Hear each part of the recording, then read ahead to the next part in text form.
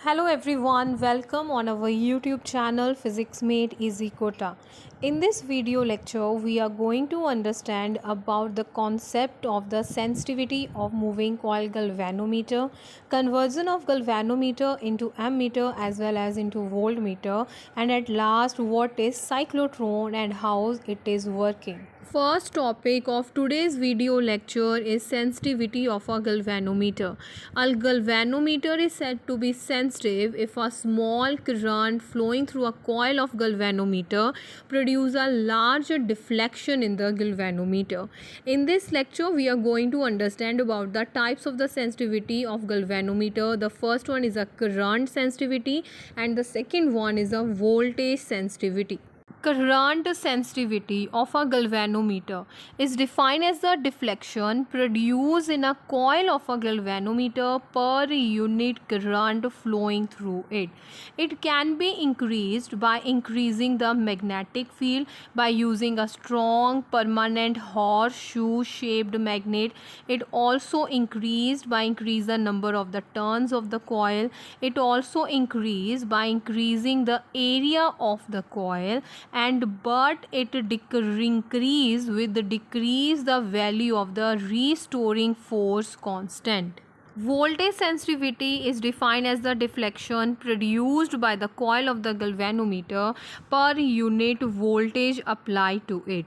It can be increased by increasing the number of turns, by increasing the magnetic field, and by increasing the area of the coil.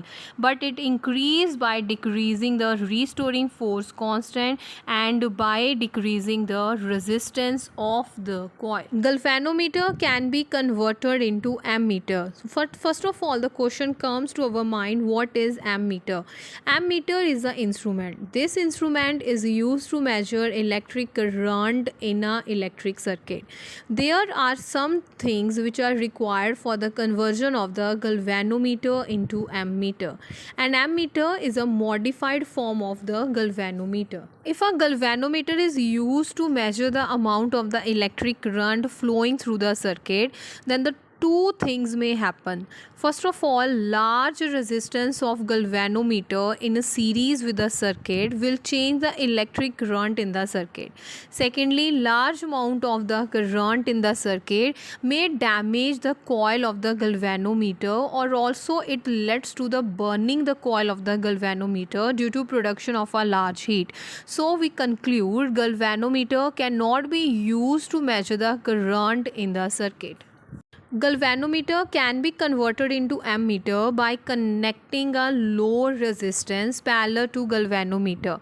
Let this resistance is represented by S and its another name is known as a shunt resistance. For a conversion, we connect a galvanometer parallel to a shunt resistance, which is also known as a small resistance, in parallel combination, and let a current I flow through this combination, and the current Ig is flowing through the galvanometer, and the remaining current I minus Ig flows through the shunt resistance.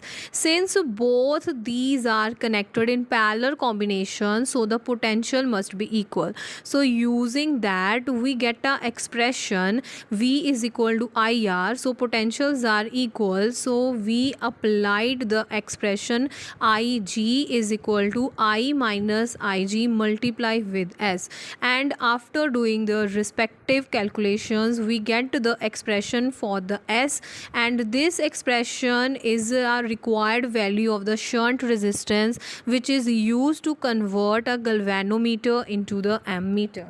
Galvanometer can also be converted into the voltmeter. So first of all, what is voltmeter? It is an instrument used to measure the potential difference across the two ends of the circuit element, and for the conversion there are the few steps or the condition that must be taken into the consideration. We already studied that if we want to measure the potential difference, the measuring device is to be connected in parallel to the circuit. If we connect a simple galvanometer in parallel to the circuit, it will also draw some current, and hence potential difference of the circuit will change and the measurement is not accurate. So for the accurate measurement, it is very important that the current between the 2 points of the conductor should remain same after connecting the measuring device across the 2 points. It is only possible if the resistance of the device is very high, or we can say that infinite, so that it may not draw any current. To measure potential difference, a galvanometer has to be converted into the device whose resistance is very large. So a galvanometer can be converted into voltmeter by connecting a large resistance in series to the galvanometer. So for the conversion, we connect a galvanometer and the resistance in series, and a current is flowing through it, and the same current flow through both the devices, and we can calculate the potential difference between the two ends of the circuit. And after doing the respective calculations, we get the final expression for the resistance R, and this value is needed for the conversion of the galvanometer into the voltmeter. Cyclotron. It is a machine which is used to accelerate positively charged ions to high energies. It is also used to accelerate the particles like protons, deuterons and alpha particles. It was a beautiful design invented in 1934 to study nuclear structures. In cyclotron, the charged particle which have to be accelerated is under the influence of electric and magnetic field, in which electric and magnetic field are perpendicular to each other. They play their own roles on a charged particle.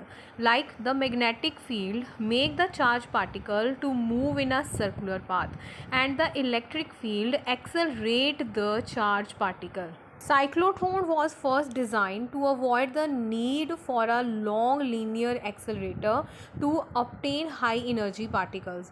Later on, it was found that the principle of the cyclotron is the frequency of motion of the charged particle whenever it is moving, it independent of the radius of the circular path and energy. So how this design is made?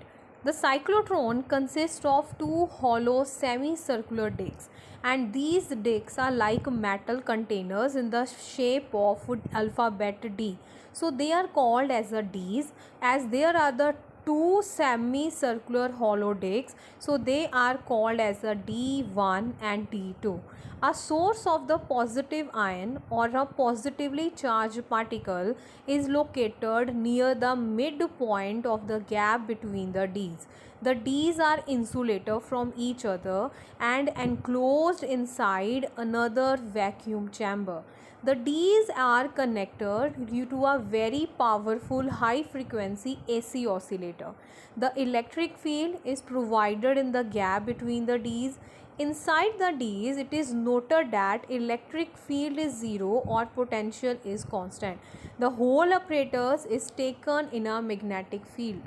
Let us assume that there is a positively charged ion and it is ejector.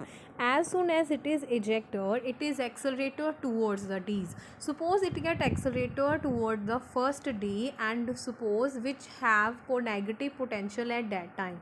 Since the magnetic field is normal to the plane of the D, the ion undergo a circular path. After one semicircular path in D1, the ion reaches the gap between Ds.